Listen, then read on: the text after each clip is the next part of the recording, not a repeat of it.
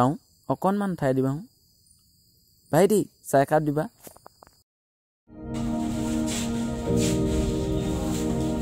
thank U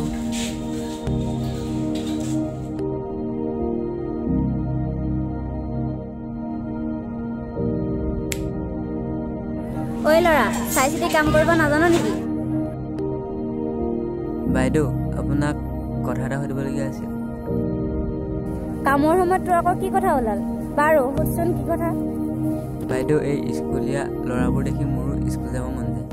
তাতে কি হ'ল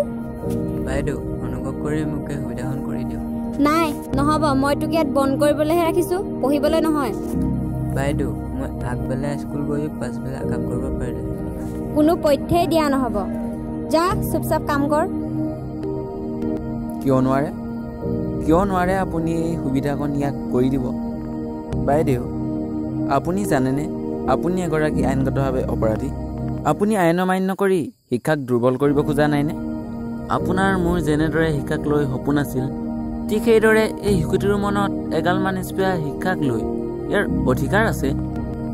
আপুনি ইয়াক শিক্ষা দিশৰ পৰা গাই ৰুৱাই ইয়াৰ মনত কমটো ব্যাঘাত জন্মাইছেনে আপুনি জানেনে 13-14 বছৰ তলৰ শিশুক কাম কৰিব দিয়াটো আইনগতভাৱে এক অপৰাধ কথাবোৰ কোৱাৰ কাৰণে মোক বেয়া নাপাব মই এজন নিজে ছাত্ৰ ব'লা মাইনা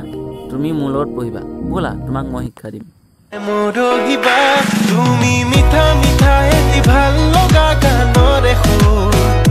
তাতে জোনাকী ৰাতিৰে কাহিনীকে লিখি দিলো